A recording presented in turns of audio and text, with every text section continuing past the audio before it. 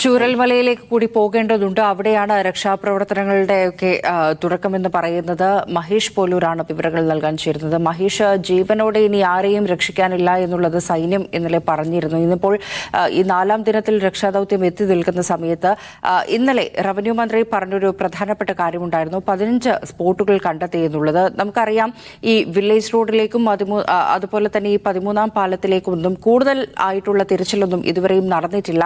എനിക്ക് തോന്നുന്നു നമ്മളാണ്, അതായത് മീഡിയ വൺ ഇന്നലെ വില്ലേജ് റോഡിൽ എത്തിയപ്പോഴാണ് അവിടെയും ഇത്തരത്തിലുള്ള മൃതദേഹങ്ങൾ ഉണ്ടായിരിക്കാം, മണ്ണിനടിയിൽ ആളുകൾ പെട്ടുപോയിരിക്കാം എന്നുള്ള കാര്യങ്ങളൊക്കെ പുറം ലോകം അറിയുന്നത്, കൂടുതലായിട്ട് അറിയുന്നത്. ഇന്നിപ്പോൾ ഈ 15 സ്പോട്ടുകൾ എന്ന് പറയുമ്പോൾ, അല്ലെങ്കിൽ ഈ 6 സോണുകൾ എന്ന് പറയുമ്പോൾ, ഈ സ്ഥലങ്ങളെല്ലാം അതിൽ ഉൾപ്പെടുന്നുണ്ടോ? ഈ രക്ഷാദൌത്യങ്ങൾ, രക്ഷാപ്രവർത്തനങ്ങൾ ആരംഭിച്ചിട്ടുണ്ടോ? രക്ഷാപ്രവർത്തകർ ഇപ്പോൾ, അതായത് ഇന്ത്യൻ സൈന്യവും അതോടൊപ്പം തന്നെ പോലീസിന്റെ സ്പെഷ്യൽ ടീമും അഗ്നിശമന സേനയുടെ ടീമും ഒക്കെ അല്പസമയത്തിനകം മുണ്ടക്കൈയിലേക്ക് പോകും. ഇപ്പോൾ സേനാംഗങ്ങൾ ഇപ്പോൾ ബെയിലി പാലത്തിന് മുകളിൽ എത്തിയിട്ടുണ്ട്. അവരുടെ 2 ടീമാണ് ഇപ്പോൾ വന്നിരിക്കുന്നത്. ആ 2 ടീം എത്തി. ഇനിയും ഒരുപക്ഷെ കൂടുതൽ ഉദ്യോഗസ്ഥർ, സേനാ അംഗങ്ങൾ ഇങ്ങോട്ടേക്ക് എത്തിയേക്കും. നമുക്ക് ആ ദൃശ്യങ്ങളിൽ കുറെ കൂടി വ്യക്തമാകും. അവിടെ ബെയിലി പാലത്തിന് മുകളിൽ ഇപ്പോൾ സേനാംഗങ്ങൾ കാത്തു നിൽക്കുകയാണ്. ഒരല്പസമയത്തിനകം തന്നെ അവർ മുന്നോട്ടേക്ക് പോകും. അവർക്ക് ഈ മണ്ണ് മാറ്റി മുന്നോട്ടേക്ക് പോകാനുള്ള ആയുധങ്ങളും ഉപകരണങ്ങളും ഒക്കെ അവരുടെ കൈവശമുണ്ട്. അപ്പോൾ അല്പസമയത്തിനകം തന്നെ രക്ഷാപ്രവർത്തകർ ഈ പാലം കടന്ന്, ബെയിലി പാലം കടന്ന് മുണ്ടക്കൈയിലേക്ക് പോകും. അതിനുള്ള ഒരു കാത്തിരിപ്പിലാണ് എന്നുള്ളതാണ്. ഇപ്പോൾ KSRTC ബസ്സിന്റെ ഒരു ബസ് ഇങ്ങോട്ടേക്ക് രക്ഷാപ്രവർത്തകരെ എത്തിക്കുന്നുണ്ട്. അതായത് ഈ ചൂരൽമലയുടെ തൊട്ടടുത്ത ഭാഗത്തേക്ക് കാൽനട എത്താനുള്ള ദൂരം വരെ KSRTC ബസ്സിൽ രക്ഷാപ്രവർത്തകരെ കൊണ്ടുവരുന്നുണ്ട്. അതിനുശേഷമാണ് ഇപ്പോൾ അങ്ങോട്ടേക്ക് പോകാൻ രക്ഷാപ്രവർത്തനം ആരംഭിക്കാൻ പോകുന്നത്. ഇന്നലെ അവിടെ ഉണ്ടായിരുന്ന ആളുകളെ മുഴുവൻ ഇന്നലെ വൈകിട്ടോടെ തിരിച്ച് ഇറക്കിയിരുന്നു. ഇന്നലെ രാത്രിയായപ്പോഴേക്കും, വെളിച്ചം അവസാനിച്ച സമയത്തേക്കും ആ രക്ഷാപ്രവർത്തനം നിർത്തിവെച്ചിരുന്നു. മഴ പെയ്തപ്പോൾ, ഇന്നലെ ഉച്ചയ്ക്ക് ശേഷം കനത്ത മഴ പെയ്തതിനെ തുടർന്ന് പിന്നെ പുഞ്ചിരിമറ്റത്ത് ഇന്നലെ ഉച്ചയോടെ നിർത്തിയിരുന്നു. പക്ഷെ പിന്നീട് അവിടെ തുടരാനായിരുന്നില്ല. മുണ്ടക്കൈയിൽ വൈകിട്ട് ഒരു ഇടവേളയെടുത്ത് വീണ്ടും തിരച്ചിൽ നടത്തിയിരുന്നു. അവിടെയും ഇന്നലെ രാത്രിയോടെ തിരച്ചിൽ അവസാനിപ്പിച്ച് ഈ സംഘം ഇങ്ങോട്ടേക്ക് മലയിറങ്ങി, താഴേക്ക് ഇറങ്ങി ചൂരൽ മലയിലെത്തി.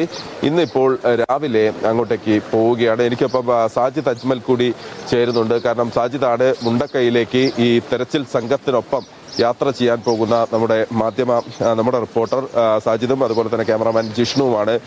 സാജിദ്, ഇന്ന് നേരം ഇപ്പം വെളുത്തു കഴിഞ്ഞു. അപ്പോൾ ഇനി അങ്ങോട്ട് ഈ സേനാ അംഗങ്ങൾക്കൊപ്പം മുകളിലേക്ക് കയറുകയാണ്. അപ്പോൾ ഇന്ന് എന്തൊക്കെയാണ് അവിടെ നിന്ന് നമ്മൾ പ്രതീക്ഷിക്കുന്നത്? എത്രമാത്രം ഒരു രക്ഷാദൗത്യം ഇന്ന് വിജയകരമാകും എന്നാണ് നമ്മൾ പ്രതീക്ഷിക്കുന്നത്?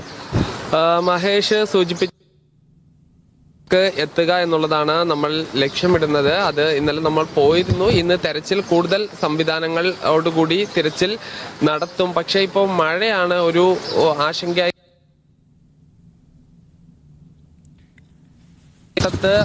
ഈ നിൽക്കുക എന്നുള്ളത് തന്നെ വലിയ അപകടമാണ്, വലിയ റിസ്ക് ആണ്. ഏത് സമയത്തും ആ ഉരുൾപൊട്ടിയതിന്റെ തൊട്ട് താഴെയാണ്. അതുകൊണ്ട് ഈ രക്ഷാപ്രവർത്തനവും അവിടെ ഏത് രീതി മഴ മാറി നിൽക്കുകയാണെങ്കിൽ വളരെ ഫാസ്റ്റായി നടക്കും. ഇന്ന് റവന്യൂ മന്ത്രി ഇന്നലെ സൂചിപ്പിച്ച പോലെ 40 അംഗ സംഘമാണ് പല സ്ഥലത്തായി ഈ തിരച്ചിൽ നടത്തുന്നത്, ഈ പ്രവർത്തനങ്ങൾ നടത്തുന്നത്. പുഞ്ചിരിമട്ടത്ത് ഈ ഒരു പ്രത്യേക ടീമിനിട്ട് ഈ മാനവവിഭവശേഷി ഉപയോഗിച്ചുള്ള തിരച്ചിലും അതുപോലെ തന്നെ കൂടുതൽ ഹിറ്റാച്ചുകളും മറ്റും എത്തിച്ചുകൊണ്ടുള്ള തിരച്ചിലാണ്. കാരണം മണ്ണുകൾ മാറ്റി അതിനകത്തുള്ള കോൺക്രീറ്റ് കെട്ടിടങ്ങൾ പൊളിച്ച് അതിനകത്ത് ആളുണ്ടെങ്കിൽ എടുക്കുക എന്നുള്ളതാണ് ലക്ഷ്യമിടുന്നത്. അത് എന്തായാലും ഈ പുഞ്ചിരിമട്ടത്ത് വലിയ ശ്രമകരമായ ജോലിയാണ്. വലിയ ചളിയും പാറക്കെട്ടുകളും എല്ലാം ഉണ്ട്. ഈ മുണ്ടക്കൈയിൽ ഇന്നലെ നമുക്ക് എത്രമാത്രം വീടുകളിലേക്ക് അല്ലെങ്കിൽ വീടുകളുടെ അവശിഷ്ടങ്ങളിലേക്ക് എത്താൻ സാധിച്ചിട്ടുണ്ട്? അതൊരു കുറച്ചുകൂടെ ഇന്ന് ഒരു അഡ്വാൻസ്ഡ് ആയിട്ടുള്ള ഒരു സെർച്ച് ആയിരിക്കില്ല അവിടെ നടക്കുക? മുണ്ടക്കയത്ത് ഇന്നലെ നടന്നത്, നമ്മൾ മഹേഷ് മുണ്ടക്കൈയിൽ പോയിരുന്നു. ശരി, കനത്ത വീടുകളുടെ എല്ലാം തന്നെ മേൽക്കൂര പൊളിച്ച് അതിനകത്ത് ആളുണ്ടോ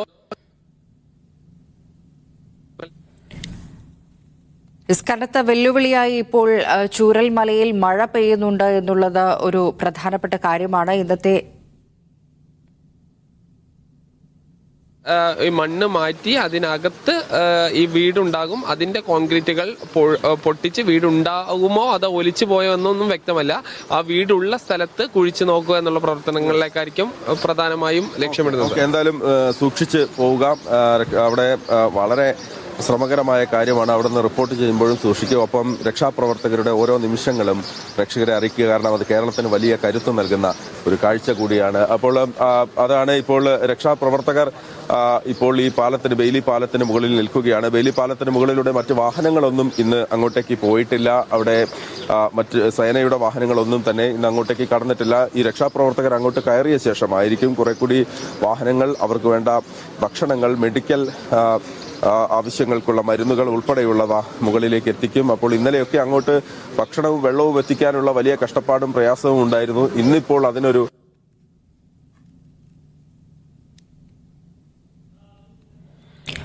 നമുക്ക് തൊട്ടപ്പുറത്ത് മുണ്ടക്കൈ പാലത്തിന്റെ അപ്പുറത്ത് 2-3 വാഹനങ്ങളെ നമുക്ക് കാണാൻ സാധിക്കുന്നുണ്ട്. ഒരു ഹിറ്റാച്ചി കാണാൻ സാധിക്കുന്നുണ്ട്. കാരണം അപ്പോൾ ഈ പാലം കയറി അങ്ങോട്ടേക്ക് കുറെ കൂടി വാഹനങ്ങൾ അവിടെ പാർക്ക് ചെയ്യുന്നുണ്ട്. ഉദ്യോഗസ്ഥർക്ക് അങ്ങോട്ട് എത്താനുള്ള ഇവിടുന്ന് ഒരു 2 കിലോമീറ്റർ ദൂരമുണ്ട്. ഈ 2 കിലോമീറ്ററിന് അടുപ്പിച്ച് ദൂരമുണ്ട് മുണ്ടക്കൈയിലേക്ക്. തേയിലത്തോട്ടത്തിന് നടുവിലൂടെയാണ് നടന്നു പോകുന്നത്. അപ്പോൾ ആ റോഡ് എന്ന് പറയുന്നത് ഒരല്പം ചെങ്കുത്തായ പ്രദേശമുണ്ട്, കയറ്റമുണ്ട്, ഇറക്കമുണ്ട്. അങ്ങനെ തിരിഞ്ഞും വളഞ്ഞുമുള്ള ഒരു 2 കിലോമീറ്റർ നടന്നാലാണ് ഈ മുണ്ടക്കൈയിലെത്തുക. പക്ഷേ തീർച്ചയായും മഹേഷ്, ഈ പുഴയ്ക്ക് കുറുകെ ഒരു പാലം തയ്യാറായി കഴിഞ്ഞപ്പോൾ സാധ്യതകൾ കൂടി കൂടുതൽ തെളിയുകയാണ്. മറ്റൊരു പ്രധാനപ്പെട്ട കാര്യമെന്ന് പറയുന്നത് ഈ ചാലിയാറിലും മൃതദേഹങ്ങൾ കണ്ടെത്തിയിരുന്നു. ഇന്നും ചാലിയാറിൽ തിരച്ചിൽ സ്വാഭാവികമായിട്ടും തുടരും. അതെങ്ങനെയൊക്കെയാണ് ക്രമീകരിച്ചിരിക്കുന്നത് മഹേഷ്?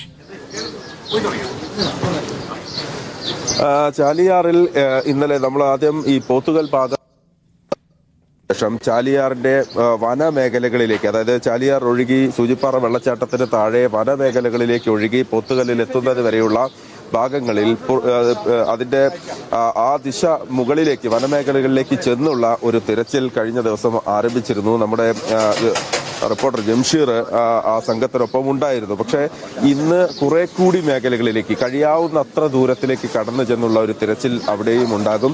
അതിനപ്പുറത്ത് ഈ വനത്തിനകത്ത് ഫോറസ്റ്റ് ഉദ്യോഗസ്ഥർ അവരുടെ രീതിയിലും പരിശോധന നടത്തുന്നുണ്ട്. പ്രത്യേകിച്ച് സൂചിപ്പാറയ്ക്ക് താഴെ അവിടേക്ക് കടന്നു ചെല്ലാൻ പറ്റുന്ന മേഖലകളിലൊക്കെ ഏതെങ്കിലും തരത്തിൽ മൃതദേഹങ്ങളുണ്ടോ അല്ലെങ്കിൽ മൃതദേഹ അവശിഷ്ടങ്ങളുണ്ടോ എന്നൊക്കെ പരിശോധിക്കാൻ വേണ്ടി അവരുടെ ഭാഗത്തു നിന്നും ശ്രമകരമായ ഒരു ദൗത്യം നടക്കുന്നുണ്ട്. പക്ഷെ ആ പരിസരത്തേക്കൊന്നും ഒരു പരിധിക്കപ്പുറത്തേക്ക് കടന്നു ചെല്ലാൻ പറ്റുന്ന സ്ഥലങ്ങളെല്ലാം ചെങ്കുത്തായ ചെറു വെള്ളച്ചാട്ടങ്ങൾ സമാനമായ വലിയ പാറകൾ വന്നടിഞ്ഞിരിക്കുന്ന സ്ഥലങ്ങളുണ്ട്.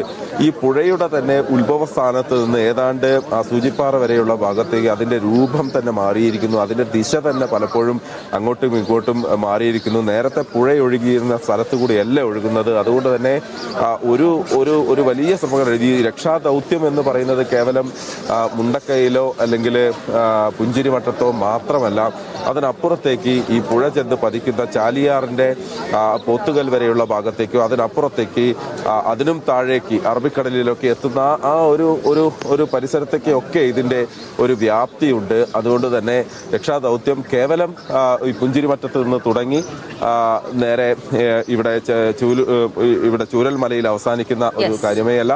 ഇതിന് താഴത്ത് ഇന്നലെ പറഞ്ഞതുപോലെ തന്നെ ഇന്നലെ വില്ലേജ് റോഡിൽ എന്തായാലും ഈ മുണ്ടക്കൈ ചുരൽ മല മേഖല കേന്ദ്രീകരിച്ച് 40 ടീമുകളായിട്ടാണ് തിരച്ചിൽ ഇത് നടത്തുന്നത്. 6 സോണുകളായിട്ട് തിരച്ചിലായിരിക്കും ഈ തിരച്ചിൽ. ഈ 6 സോണുകൾ എന്ന് പറയുമ്പോൾ സോൺ 1 വരുന്നത് അട്ടമല, ആറന്മല, സോൺ 2 വരുന്നത് മുണ്ടക്കൈയാണ്, zone 3 Punchirimattam, zone 4 Vellarmala village റോഡാണ്, സോൺ 5 വരുന്നത് വെള്ളാർമല GVHSS ആണ്, സോൺ 6 വരുന്നത് പുഴയുടെ അടിവാരമാണ്. ഈ എല്ലാ സോണുകളിലേക്കും പട്ടാളം, NDRF ഉണ്ടാകും, DSG ഉണ്ടാകും, കോസ്റ്റ് ഗാർഡ് ഉണ്ടാകും, നേവി ഉണ്ടാകും, ഒപ്പം തന്നെ MEG ഉൾപ്പെടെയുള്ള സംഘങ്ങൾ ഉണ്ടാകും. ഇവരോടൊപ്പം തന്നെ ഓരോ സംഘത്തിലും നാട്ടുകാരും ഉണ്ടാകും, വനപാലക സംഘത്തിലുള്ള ഒരാളും ഉണ്ടാകും. ഇങ്ങനെയായിരിക്കും ഇന്നത്തെ പ്രധാനപ്പെട്ട തിരച്ചിൽ എന്ന് പറയുന്നത്. ഒപ്പം തന്നെ ചാലിയാർ കേന്ദ്രീകരിച്ച് ഒരേ സമയം 3 രീതിയിലായിരിക്കും ഇന്നത്തെ തിരച്ചിലെല്ലാം നടക്കുക.